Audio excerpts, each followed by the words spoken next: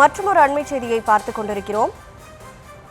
நாமக்கல் மாவட்டத்தில் விசைத்தறி கூலி தொழிலாளர்கள் வறுமையின் காரணமாக 30 ஆண்டுகளுக்கு முன்பே நெல்லை, கோவை, சென்னை, பெங்களூரு, கேரளா உள்ளிட்ட பல்வேறு இடங்களில் உள்ள மருத்துவமனைகளில் தங்கள் கிட்னிகளை குறைந்த விலைக்கு விற்றுள்ளதாக தகவல் கிடைத்திருக்கிறது.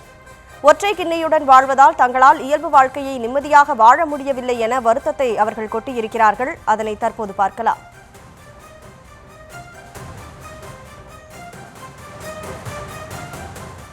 நாங்கள் கொடுத்தது கேரளாங்க. கேரளாவில் எப்போ கொடுத்தீங்க?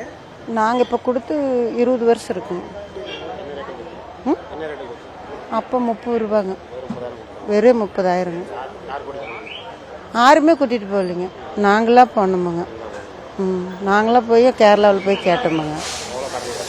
கடன் பிரச்சனை ஒரு 50,000 இருந்ததுங்க. அந்த 50,000த்துக்கோசரம் போட 30,000 தான் வாங்கிட்டு வந்து கட்டணுமுங்க.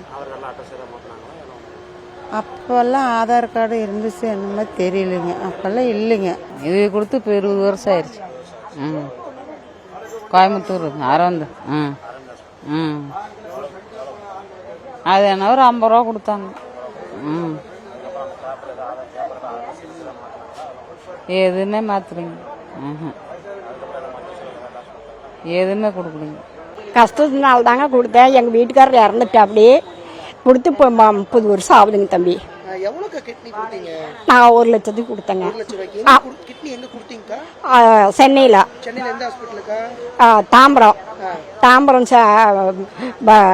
பஸ் ஸ்டாண்ட்லேருந்து கொஞ்சம் தூரம் போனால் அந்த ஹாஸ்பிட்டல் பெரிய ஹாஸ்பிட்டல். எப்படிக்கா போனீங்க? கிட்னி கொடுக்குறதுக்கு யார் மூலியமா போனீங்கக்கா? எனக்கு வெப்படையிலேருந்து ஒரு பையன் மூலியமாக தாங்க போனோம். அந்த பையன் புரோக்கர் மூலியமாக தாங்க வந்து எங்களை பேசி கூட்டிகிட்டு போனதெல்லாம் அங்கே போய் கொடுத்ததோட சரிங்க. சரி, அப்போ கிட்னி கொடுத்தீங்களா? அப்போ இப்போ உடம்பு வலியெல்லாம் எப்படிக்கா? இப்போல்லாம் வலி கொஞ்சம் வலியாக தாங்க இருக்குது.